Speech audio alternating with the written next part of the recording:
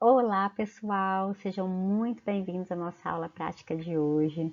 Meu nome é Juliana, eu sou fisioterapeuta, trabalho com reabilitação cardiopulmonar ambulatorial há muitos anos. Sou aluna de doutorado do professor Gerson, do nosso programa de pós-graduação em Ciências e Tecnologias em Saúde na UNB. E hoje eu trouxe aqui para vocês um caso clínico real, tá? De um paciente que atendemos, que justamente para ilustrar e ajudar vocês a consolidar alguns conceitos importantes nesse contexto que estão estudando aí no momento, né? Do impacto disfuncional dos tratamentos hemodinâmicos e cirúrgicos das doenças cardiovasculares. Espero que contribua, tá?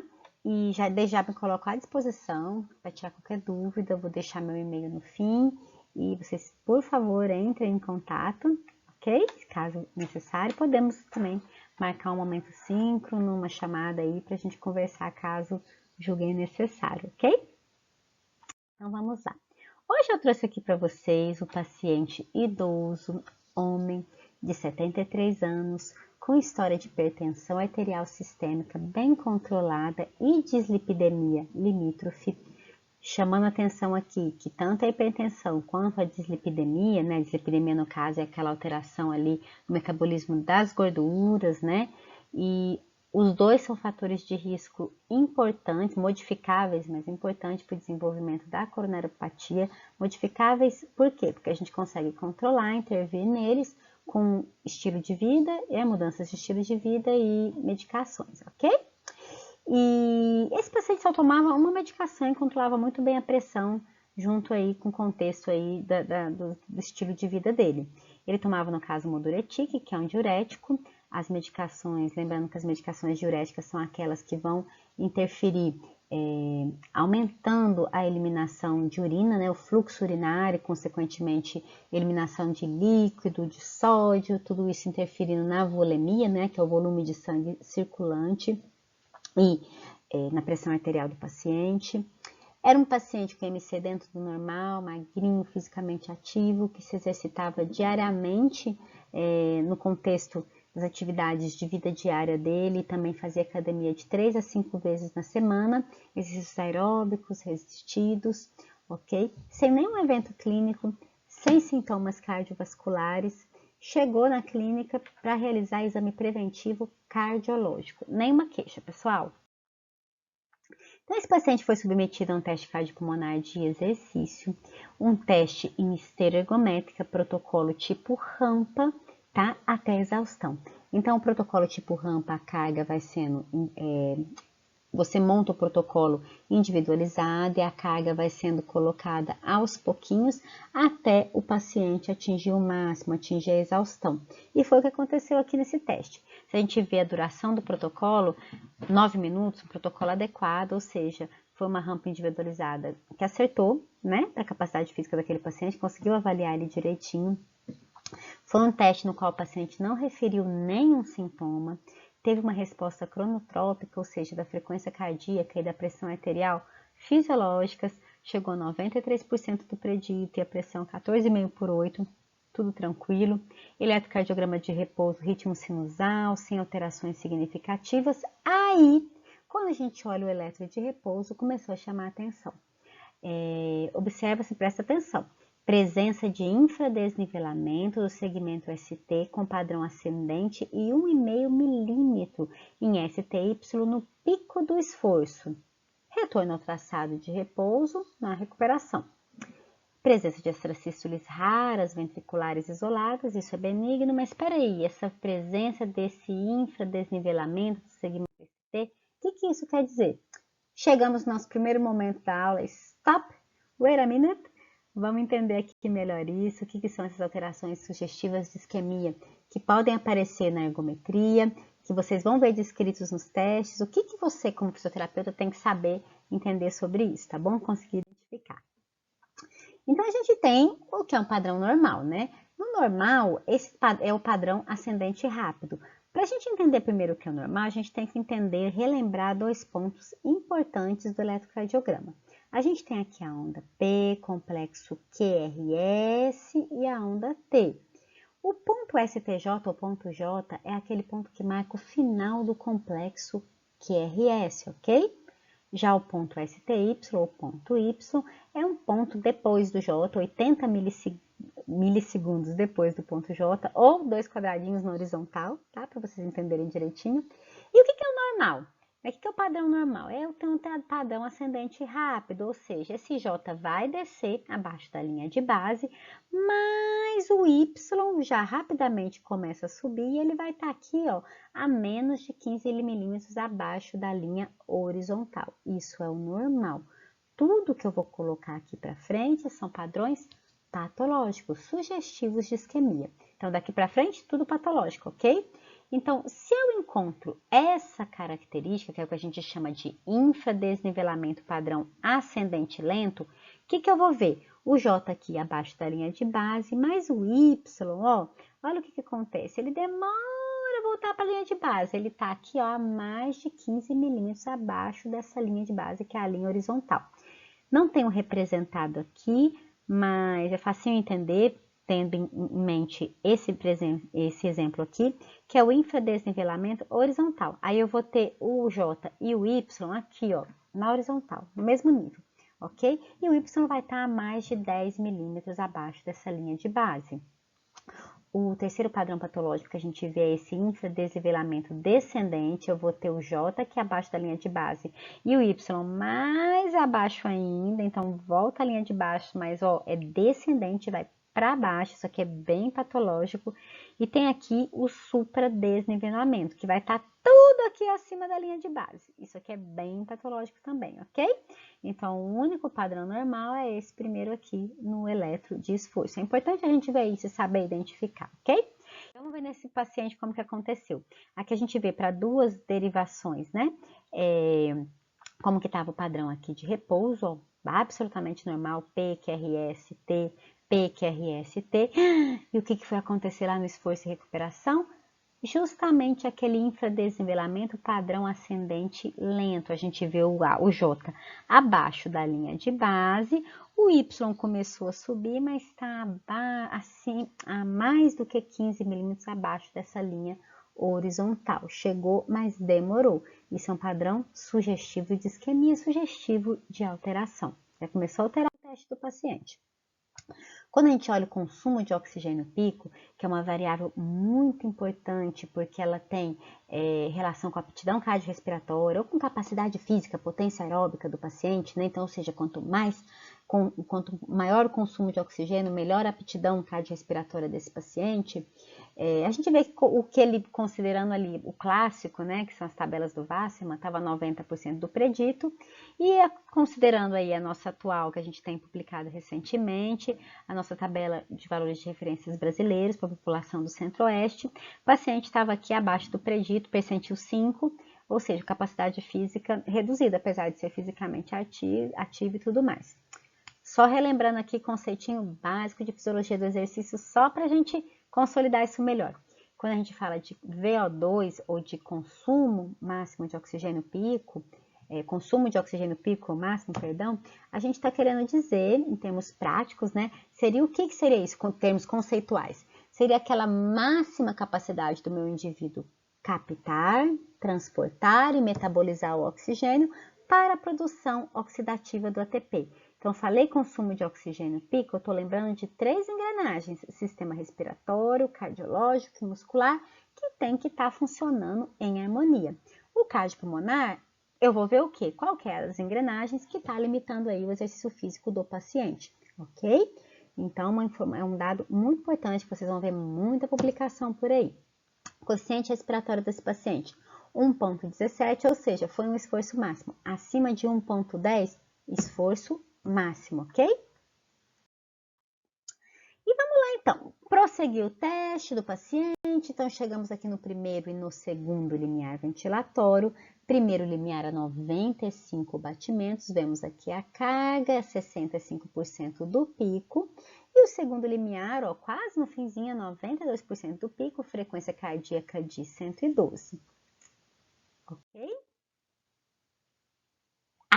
Agora temos nosso segundo momento, stop, wait a minute. Vamos relembrar aí uns conceitinhos importantes, básicos, mas fundamentais aí da nossa fisiologia do exercício, para a gente entender o que está acontecendo nesse caso de pulmão.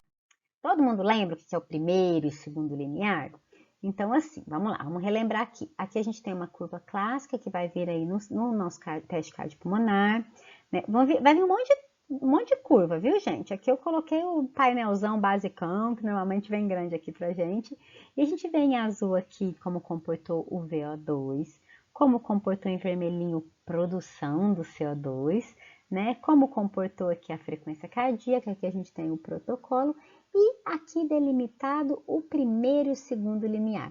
Primeiro limiar, então, ou primeiro limiar ventilatório ou limiar anaeróbico, seria aquele ponto em relação à intensidade do esforço, onde eu começo a ter suplementação da via, que era, por enquanto era só aeróbica, pela via anaeróbica, ou seja, começa a entrar a via anaeróbica, começou a suplementar, eu comecei a ter que recrutar ela para manter o esforço.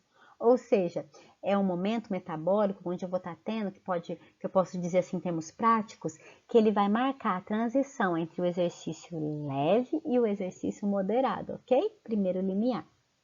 Continua ali minha carga crescente e chego aqui, está identificado aqui, o segundo limiar, ou ponto de compensação respiratória, que é aquele ponto, naquela região em relação à intensidade do esforço, onde agora não é mais suplementação que eu tenho, eu começo a ter predomínio da via anaeróbica sobre a aeróbica, ok?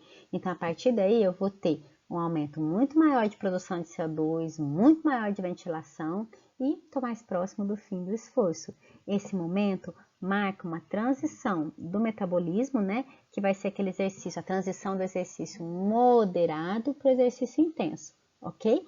Então, tendo um cardiopulmonar, é muito importante a gente ter isso em mente, porque treinar um paciente, gente, nada mais é do que melhorar a eficiência das vias metabólicas envolvidas naquele exercício, certo? Então, eu tenho que saber aonde eu estou treinando. Eu gosto muito de uma frase que diz, eu sempre repito ela para os meus pacientes, para os meus alunos, que diz assim: prescrever exercícios para os pacientes portadores de coronariopatias, de cardiopatias em geral, comparável em muitos aspectos ao prescrever medicações. Então, assim, uma prescrição detalhada, assertiva, se eu tenho um padrão ouro, no caso aqui, eu sei que não é realidade na maior parte dos lugares, mas se eu tenho isso, eu tenho que usar, tá bom? E essa frase aí, vamos dar os créditos, né? Quem fala isso, né? Quem tem isso publicado, é o Dr. Barry Franklin, que ele usa essa analogia aí na prescrição do exercício com a medicação. Eu acho bem interessante, bem legal da gente colocar esse pontuar, inclusive, para os pacientes, né? Quando a gente vai falar ali da importância dele estar na nossa zona de frequência cardíaca alvo, nossa zona de treino alvo, né? Então, o que traz nossa diretriz de 2020? Quando temos o cardiopulmonar, vamos ler aqui, ó, deve sempre ser utilizado para prescrição quando disponível. É o padrão ouro ou gold standard, ok? Então, tendo cardiopulmonar, vamos usar o cardiopulmonar da melhor maneira possível. E a maneira, assim, mais assertiva, recomendada para a nossa diretriz, seria a gente trabalhar ali o exercício moderado entre o primeiro e o segundo limiar. Ou seja, tem cardiopulmonar, tem primeiro e segundo limiar, se tem cardiopulmonar, eu vou ter limiares ventilatórios. Então, vamos usá-los para a prescrição do exercício moderado. Juliana, peraí, então a gente só trabalha aí entre o primeiro e o segundo limiar, eu nunca posso passar do segundo limiar, nunca posso fazer um exercício mais intenso? Não é isso que eu estou dizendo. De repente, dependendo do seu paciente, dos seus objetivos daquela sessão, da sua periodização, da sua programação daquela sessão, você pode sim e deve, desde que esteja dentro dos limites de segurança em todo o contexto do paciente, passar desse segundo limiar, sim, em esforços intervalados, né, que eu passo, volto, ou intermitentes. Isso é bastante desejável, bastante benéfico para o paciente, desde que você faça isso de uma maneira cautelosa e tendo avaliado muito bem esse paciente, ok? Então, no caso desse paciente, eu tenho cardiopulmonar, então, por favor, jamais, em hipótese alguma, é pecado tratar cardiopulmonar como ergometria simples. Então, vou prescrever, o mais recomendado é eu trabalhar a frequência cardíaca entre os dois limiares, então seria 95 a 112 batimentos por minuto. Pensando no exercício como um remédio, eu vou falar para o meu paciente assim: passada a fase, aqueles 5 minutos do aquecimento, né, da fase do aquecimento, o meu exercício aeróbico, a gente vai colocar uma carga na qual o coração bata pelo menos 95. Se não tá chegando nem no 95, eu tô abaixo da dose do remédio, exercício que eu quero. Agora, se eu tô querendo um moderado e nesse momento eu tô passando do 112, opa, peraí, já tô passando um pouquinho do que eu quero para essa sessão, o que eu quero desse objetivo aqui, que é o exercício moderado. Então, vamos ajustar a carga para ele ficar ali do 95 ao 112, ok? Seu objetivo é o exercício moderado. Então, isso que eu quero que vocês saírem lembrando disso hoje, ó. Não trate jamais teste cardiopulmonar como ergometria simples, ok? Se tiver o cardiopulmonar disponível, vamos usá-lo da melhor forma. Mas a nossa diretriz traz também outras maneiras da gente trabalhar o exercício aeróbico com o paciente. Nem sempre a gente vai ter o teste cardiopulmonar disponível. E, aliás, na maioria dos serviços, a gente não vai ter ele disponível, não. A gente vai ter, muitas vezes, uma ergometria, né, que seria um mínimo, assim, para a gente prescrever mais adequadamente o exercício, e aí eu poderia ir por percentuais da frequência cardíaca pico, ou por frequência cardíaca de reserva, que aí além do pico eu vou considerar o repouso também. Eu acredito que vocês já tenham tido isso, né, nas disciplinas anteriores, mas não é o foco aqui. Vamos focar aqui hoje no cardiopulmonar, ok? Mas outras maneiras de prescrever também, para te relembrar, seria por Borg, sensação subjetiva de esforço. Eu gosto mais na prática clínica aqui, trabalhando com brasileiros, de trabalhar com Borg modificado, né, que daí a escala vai até 10. E você vai explicar para ele, né, que seria aquela intensidade de esforço, a qual ele vai sentir que o exercício está moderado a algo pesado, nem leve demais, nem pesado demais. E associado ao Borg, o teste da fala também pode lhe ajudar bastante. E o que seria isso, né? A execução do exercício de intensidade que a respiração modifique, mas que eu ainda consigo completar uma frase, sem pausa. Então, tá diferente a respiração, mas eu consigo falar, eu tô entre o primeiro e o segundo limiar. A partir do momento que eu já tô falando assim, não consigo completar a frase, eu já tô acima do segundo limiar, já tô no exercício mais intenso. Isso ajuda bastante a gente na prática clínica, ok? Então, aqui é o que está trazendo a nossa diretriz atual de 2020 de reabilitação cardiopulmonar. Vamos voltar aqui para o cardiopulmonar desse indivíduo. Quando a gente olha aqui o pulso de oxigênio do indivíduo, o pulso de oxigênio é a relação do consumo de oxigênio pela frequência cardíaca. O normal do pulso de oxigênio é ele subir no esforço.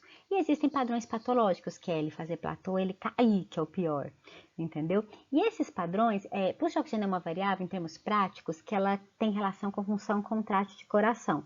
Então, se ele se altera, significa que tem alguma coisa acontecendo, pode ser uma isquemia extensa ou uma valvulopatia, né?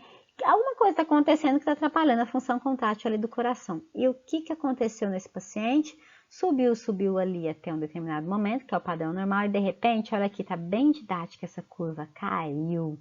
Isso é padrão patológico, com 112 batimentos, que coincidiu ali com ponto de compensação respiratória. Então, eu trabalhando ali do 95 ao 112, eu tô ali respeitando também essa curva do meu pulso de oxigênio, que mostrou que alguma coisa está acontecendo aí no esforço.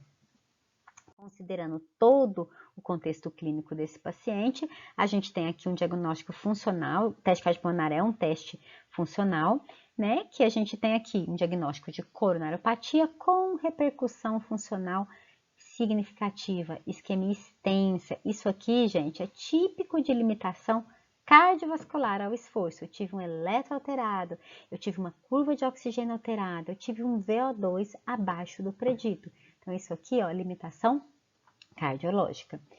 Então, um paciente aí que me mostrou uma evolução aí, né, dessa coronariopatia, uma isquemia extensa, foi para um outro teste funcional, que é a cintilografia miocárdica de perfusão. Então, assim, a cintilografia é um teste funcional também, mas ele vai ver a perfusão ali do miocárdio. Então, vai ser injetado um radiofármaco em repouso e também no pico do esforço. E de maneira simples, assim, o que ele vai ver? Ele vai ver a captação desse radiofármaco, isso vai ter relação com a perfusão. Então, ele faz cortes, como se ele pegasse o coração, ó, e eu fizesse cortes. Então, aqui eu tenho o eixo curto, aqui embaixo para vocês verem melhor como que é esse corte, o eixo longo horizontal e o eixo longo vertical. E eu vou comparar essas bolachinhas aqui, ó. Aqui embaixo sempre vai ser repouso, em cima é o esforço. Quanto mais, assim, brilhante, né, melhor tá a perfusão. Se eu começo a sumir essa cor aqui das bolachinhas em esforço, significa aí que eu tenho alguma coisa interferindo na perfusão. Como eu consigo observar aqui, ó, comparando o repouso com a perfusão no eixo curto, olha aqui, eu começo a ver que aqui está muito mais brilhante. Eu vejo que aqui em cima, ó, modificou bastante aqui esse padrão da perfusão. No eixo longo horizontal, a gente vê isso de uma maneira mais evidente. Olha como que estava no repouso. Olha aqui, essa aqui é a região do septo, viu, gente? Olha o que aconteceu com o septo aqui desse paciente. Tá vendo? Tá bem diferente, né? E no eixo longo vertical, a gente também vê isso. Ó. Aqui é o repouso. Olha aqui o ápice, como que some, ok? Então, a gente tá vendo aí que tem uma alteração de perfusão aí no esforço do paciente também. Isso aqui é uma outra maneira de interpretar, quantitativa, mas que eles conseguem ver porcentagem de isquemia, que é o mapa polar. De uma maneira simples, bate o olho aqui, gente, aqui é o repouso e aqui é o estresse. Olha como muda a cor, e olha aqui nos números também como mudam. Aqui, ó, nesse centrinho, de 74 foi para 61. De 88 foi para 69 aqui na lateral. E olha como muda a cor, entendeu? Isso é típico de isquemia. Como que foi laudado esse teste, então? Hipoperfusão transitória moderada, ou seja, isquemia no ápice, e leve a moderada, envolvendo o septo interventricular e toda a parede inferior do ventrículo esquerdo. Olha o percentual do miocárdio acometido, 20% em função ventricular esquerda preservada em repouso, ok? Mas isso aqui é uma isquemia extensa, o que concorda com o que eu vi lá no miocárdio pulmonar, um teste concordou com o outro. Então, dos testes funcionais, fomos para o teste anatômico, cateterismo, tá bom? E esse cateterismo mostrou uma doença arterial coronariana multiarterial. E aí, chegamos em mais um momento stop, wait a minute, para a gente entender essas alterações aqui que apareceram no laudo do cateterismo, nós temos que lembrar da anatomia, né? E então, para a gente entender aqui, vamos lembrar algumas coisinhas para a gente ver o que aconteceu aqui. Então, aqui eu tenho minha artéria aorta e meu tronco da coronária esquerda saindo da aorta e dando dois ramos importantes, né? Esse ramo aqui, que é a descendente anterior ou a artéria interventricular anterior, que é a principal artéria do coração, que vai irrigar aqui, ó, a região do septo, região anterior do coração toda, e também ela vem aqui no ápice, pode dar uma voltinha, e ela pode se bifurcar, também ela tem ela se bifurca, né, essa descendente anterior, e as bifurcações são chamadas artérias diagonais, ok, que também são importantes para essa perfusão aí de ventrículo esquerdo, essa perfusão anterior. Eu tenho também aqui do tronco da artéria coronária, da coronária esquerda, o ramo que dá ali a artéria circunflexa, que vai aqui para lateral e posterior, e o que sai de ramo aí da circunflexa são as marginais, ok? Isso aqui é a principal irrigação aqui de ventrículo esquerdo, né? E as coronárias todas vão dar a perfusão, levar o oxigênio ali para o músculo cardíaco, para o miocárdio. E aqui eu tenho aqui também a coronária direita, né, saindo aqui para o outro lado, irrigando aqui ventrículo direito, também vindo aqui para a lateral e dando os ramos aqui posteriores, né, da artéria interventricular posterior. E esse paciente a gente vê o quê? Olha aqui, gente, descendente anterior, ocluída proximal, 100% ocluída, tá? Não sabe-se nem quando foi ocluída. Esse paciente foi evoluindo aos pouquinhos e fechou a artéria sem fazer um infarto, entendeu? Foi bem gradual aqui e sem ter queixa, sem relato nenhum. Numa diagonal grande, uma lesão de 75% na origem, na circunflexa, que eu mostrei ali para vocês, 80% distal, marginal e sem lesões, e coronária direita também tinha uma lesão menos importante, mas de 50% distal, ok? Então, qual foi a conduta com esse paciente? 2 exames funcionais alterados e um exame anatômico bastante alterado. Primeira coisa, ajuste de medicação, tomavam um remédio, iniciaram-se outros. O AS, que é um antiagregante plaquetário, que vai ser uma medicação que vai entrar aí para evitar trombos. A atorvastatina, para ajudar aí na dislipidemia, no colesterol. Entrou com beta-bloqueador também e medicação antipertensiva.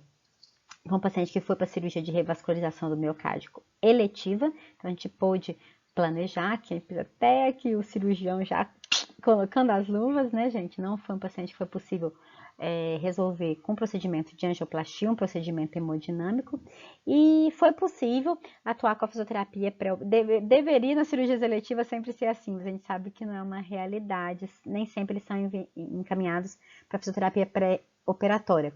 Foi uma fisioterapia muito rápida, porque era um paciente que nem morava na cidade, era do interior, e ele teve que voltar para casa para organizar papéis e tudo mais, para fazer a cirurgia na capital, né? Então, nessa fisioterapia pré-operatória, a gente teve uma função importante de educação, né? Explicar para eles sobre o que ia acontecer, sobre a doença, sobre a cirurgia, sobre o que ia acontecer no hospital quando ele acordasse, como seria a fisioterapia ali hospitalar, da importância dele ir para a reabilitação após a alta hospitalar, ok?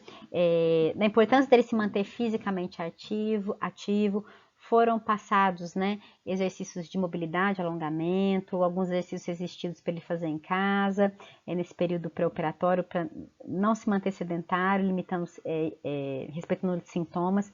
Foi feita uma novacometria, e a gente viu ali, a gente avaliou a necessidade de entrar com ele também. Ele foi um paciente, inclusive, que teve uma dificuldade de entender os comandos ali, entender os comandos do exame. E era um paciente que não tinha muito a noção da importância do padrão diafragmático, de respiração também. Isso tudo foi treinado com ele, foi passada orientação por escrita direitinho e iniciou esse treinamento muscular respiratório. Na época era com os Nutri-Show, hoje em dia a gente usa mais o Power Breath, né? Mas é tudo aparelhos que você vai colocando cargas ali conforme o valor máximo que ele fez de PI, ok? E na cirurgia miocárdica eletiva, o que aconteceu aqui com ele? Pegaram a artéria mamária, né? Que vai ser aqui um ramo da subclave, eles até deixam aqui a origem, né? E levou ela lá fazendo uma pontinha para descendente anterior e para diagonal. E ele ganhou também uma terceira ponte da safena, da artéria lá da perna, que foi lá para a coronária direita, ok? Essa do safena aqui, porque eu peguei da internet a imagem, gente, ele não fez, foi optado, ele até tinha alterações ali que poderia ser julgado, poderia ser tratada, mas por questões técnicas, assim, optaram por fazer apenas a mamária aqui para DA e a diagonal e a safena para a coronária direita, ok? Veio para a reabilitação no 15º dia pós-cirurgia de revascularização do miocárdio, muito bem, né? E precoce, a gente sabe que nem sempre o paciente chega tão rápido assim pra gente, e é muito importante a gente ter alguns cuidados ali com observar e ajudar a reforçar como vai ser os cuidados, o manejo, né, com essas feridas do tórax, do membro inferior, ver como que está o aspecto dessas cicatrizes, como que está o relato desse paciente em relação à sensibilidade, respeitar a questão da dor external, né? Eles muitas vezes vão chegar meio assim, por mais que a gente orientou antes, então a gente tem que ir colocando exercícios aos poucos. Aqui eu coloquei o raio-x do paciente, mas para vocês verem aqui ó, as amarrações, aqui dá para ver tudo direitinho, tá tudo muito bem amarradinho, mas a gente sabe que tem aí, seu corpo não sabe a diferença entre um atropelamento ou uma cirurgia cardíaca, né? Ele tava ali o tórax fechadinho, a gente abriu, fez a ponte, então assim, ele tá se recuperando e tem um tempo aí da recuperação dos tecidos e é muito importante a gente respeitar esse tempo cicatricial, esse tempo de consolidação óssea e também esses relatos aí do paciente, ok?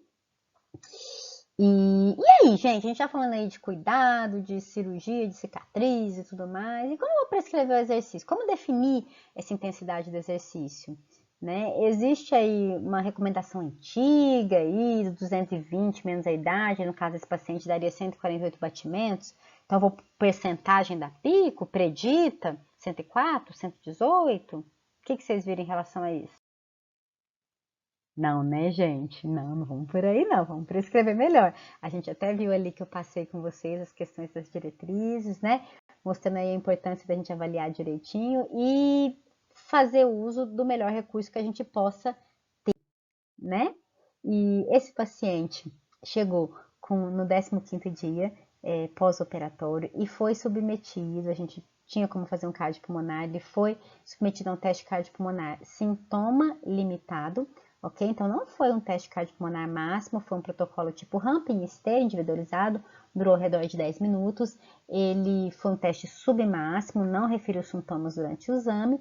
Ele chegou aqui, agora a gente vê aqui que a resposta cronotrópica do esforço foi deprimida, mas ele está usando remédios beta-bloqueadores que não utilizavam, né? Então pensa, né? Aquele 220 da idade, menos a idade, já erra pra caramba. Se você abrir lá o livro de Fisiologia do Exercício Macardo e tudo mais, esses clássicos, a gente vê assim que erra até uns 20 batimentos para cima ou para baixo. A gente está falando de indivíduos saudáveis. Pensa no indivíduo doente que ainda toma beta-bloqueador. Não tem como acertar, gente. Entendeu? Não pode usar, resumindo é isso, não pode usar. Melhor você usar Borg e por teste da fala do que ir por 220 menos da idade, não faz muito sentido. E esse paciente, então, chegou no pico do esforço deste teste submáximo a 103 batimentos. A gente vai usar isso como limite de segurança, uma prescrição inicial da reabilitação dele, tá? Resposta pressórica fisiológica, eletrocardiograma de esforço, não tem, sem alteração sugestiva de isquemia, olha que legal, olha como já modificou em relação àquele teste prévio à cirurgia. Algumas extracistos ventriculares isoladas, raras, mas isso é benigno, tá? Foi um teste submáximo, então ele chegou no VO2 pico numa capacidade física bem menor, 61% do predito, esperado pela cirurgia, pelo fato do teste ser submáximo e tudo mais. Fez limiar anaeróbico, 89 batimentos, ok? 84% do pico. Não foi identificado ponto de compensação respiratória, então a gente vai usar o pico, tá? Onde ele chegou. Pulso de oxigênio dessa vez, ó, padrão ascendente fisiológico para o esforço submáximo. Ok? Então, resumo aqui do teste, paciente sem isquemia, sem arritmia, chegou num pico de 104 batimentos, primeiro limiar anaeróbico, 89 batimentos. Então, vou prescrever meu treino inicial do primeiro limiar até o pico, meu limite de segurança, tá? Vou trabalhar aí, né? E vou trabalhando com velocidade, vou trabalhando com inclinação. Ju, posso pôr ele em bicicleta? Eu tenho outro ergômetro. Posso pôr bicicleta? Pode. Lembrando que quanto mais específico for a avaliação, você vai reproduzir melhor aquela frequência cardíaca normalmente para o mesmo ergômetro. Mas o fato de eu avaliar na esteira, eu posso sim, na minha prática clínica, treinar ele em bicicleta, treinar intercalando, faço 2 dias na esteira, 1 dia na bicicleta, respeitando aqui esses limites de segurança, ok? E os sintomas do paciente. Então, esse paciente foi para reabilitação cardiovascular. Gente, eu tô focando aqui no cardiopulmonar, na prescrição do aeróbico muito, né? Nessa parte funcional. Mas lembrando que no contexto da reabilitação, esse paciente você vai fazer um trabalho global, entendeu? Então, a gente vai trabalhar sempre exercício aeróbico, a gente vai trabalhar exercício de mobilidade, de alongamento, vai trabalhar o exercício resistido, que é importante demais, exercício de coordenação, equilíbrio, ainda mais pensando num paciente idoso. Foi mantido o treinamento muscular respiratório, ajustado às cargas, ok? Então, e tudo isso é importante você avaliar para prescrever o melhor possível e depois ver os resultados do seu paciente também, tá? Aí tem 1000 maneiras da gente avaliar. Mas a gente está focando aqui essa aula hoje no cardiopulmonar, vocês saberem usar o cardiopulmonar da melhor forma possível quando vocês tiverem ele disponível, ok? Então, a gente vai ver aqui a pressão, então a resposta cronotrópica, mesmo nesses 4 meses pós reabilitação, agora que é o teste cardiopulmonar, 4 meses pós a reabilitação para ajuste de prescrição, tá? Então, a gente vê assim o que ele já ganhou, né? Ele já atingiu uma frequência cardíaca pico de 115 batimentos, 79 do predito, tá? Vai ficar agora aqui abaixo sempre mesmo, porque tá em uso de beta-bloqueador. Pressão continua tendo uma resposta fisiológica. Eletrocardiograma de esforço, a gente encontra ainda aqui alterações, ok? Aqui a gente vai ter alterações, mas aqui, ó, diferente daquele esforço, daquele teste sintoma limitado, aqui eu já cheguei até o máximo. Ok? Então, ali é um paciente que ainda nos 4 meses está alterando ali eletro, tá? As extracístoles ali mantém, a gente não precisa se preocupar com isso. Consumo de oxigênio pico, ó, olha aqui que legal, melhorou, já tá aqui, ó, 100% do predito, considerando o Vácima, né? Carga pico aqui, ó, de 7,1, que é uma carga de corrida, né? Com 3% de inclinação. Temos agora pontos de compensação respiratória também, além do primeiro limiar, e o primeiro aconteceu na frequência cardíaca de 75, 54% do pico, e o segundo 97, 88% do pico. Então, para o ajuste da carga desse paciente, e é interessante também, gente, eu olhar sempre a carga no qual o paciente, não sei se eu falei isso antes, chegou nesse primeiro e nesse segundo limiar. Porque só de eu olhar aqui a carga, eu já tenho uma noção muito boa do que eu vou pôr de aquecimento para ele, de como que eu vou dosar ali entre velocidade e inclinação, vai depender muito do perfil do paciente, do histórico, dos objetivos dele, tem paciente, da questão ortopédica, que é muito importante a gente conversar sobre isso na avaliação, né? Quem faz reabilitação cardiopulmonar também faz ortopédica ali junto, o tempo inteiro a gente está cuidando desses aspectos. E pelas cargas eu consigo ver, assim, acertar muito, assim, a carga de treino que eu vou colocar, ok? A frequência cardíaca que vai ser uma consequência. E no caso desse paciente, frequência cardíaca entre o primeiro e o segundo limiar, ou entre o limiar anaeróbico e o ponto de compensação respiratória, ou seja, entre 75 e 97 batimentos seria o ajuste da prescrição. Aí você pode pensar assim, Juliana, então tá, mas aí piorou porque baixou a frequência cardíaca dele? Galera, no começo baixou mesmo, mas ele tomava uma medicação só, agora ele está em uso de beta-bloqueador e uso já há mais tempo do beta-bloqueador. Então a resposta de frequência cardíaca vai modificar mesmo, então tem que observar muito as cargas que esse paciente está chegando, ok? Então a frequência cardíaca, claro, vai responder, mas eu tenho que ver assim, a carga que ele está, né? Então eu vejo aqui que, por exemplo, nesse segundo teste aqui, ó, no terceiro teste, perdão, 4 meses pós-cirurgia, olha aqui, no anterior de 15 dias ele nem chegou no segundo limiar, tá vendo? No 4 meses ele chegou numa carga, ó, não tá muito distante daquele primeiro teste dele. Se a gente olhar aqui por VO2, ó, capacidade, aptidão cardiorrespiratória, 4 meses depois, ele ainda não tá igual ele estava antes da cirurgia. Antes da cirurgia ele tinha um teste melhor, mas já está bem próximo, ó.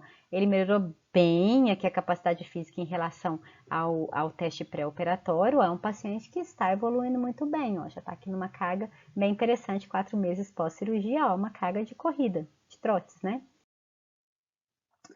Quando a gente olha a manuvacometria desse paciente, evoluiu muito bem também, ó, foi para 104% do predito, tá? Teve uma melhora considerável, então a recomendação foi ele manter o exercício regular e o treinamento muscular respiratório. Foi um paciente que ficou pouco tempo com a gente no pós-operatório e depois foi passado, ele voltou para a cidade dele, então essas orientações todas foram passadas por escrito, ele manteve segmento lá em reabilitação. Então aí, vida que segue, esse paciente seguiu a vida bem, vivendo, e no segmento clínico manteve-se sem eventos agudos, sem nenhum sintoma, sem queixas cardiovasculares, e 6 anos após a cirurgia de revascularização do miocárdio, num exame de rotina, nos periódicos de rotina, a importância, a gente vê, né, gente, em toda essa evolução desse paciente, a importância da gente fazer esse acompanhamento regular, segmento médico regular, mesmo sem ter queixa nenhuma, né? Quando a gente está falando de uma coronariopatia, de uma doença arterial coronariana, por mais que o paciente se cuide direitinho, e era o caso dessa pessoa, a gente está lidando com uma doença crônica, uma doença que evolui, a gente controla, mas a gente sabe que ela progride, né? Que tem uma progressão.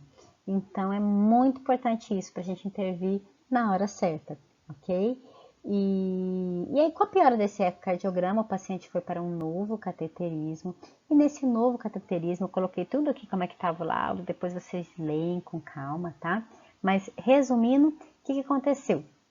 A gente viu que das 3 pontes ele perdeu 2, tá? A única ponte que estava ativa, né? O enxerto estava ok, estava excelente, era da mamária para a diagonal, emitindo colaterais para descendente anterior, né? Então, esse estava bem, mas aquela mamária lá para descendente anterior, que era aquela que estava 100% ocluída, ela totalmente fechada, e depois que foi sendo em reunião clínica, a gente até, né, imaginou assim que deve ter fechado logo depois assim, da cirurgia, não deve ter demorado muito tempo, porque a gente estava falando de não deve ter tido fluxo, leito, né? Porque foi uma ponte ali para um lugar que estava totalmente fechada, a gente não sabe nem quanto tempo estava fechada, então não desenvolveu essa ponte, provavelmente ele perdeu ela logo assim pós-cirurgia, né?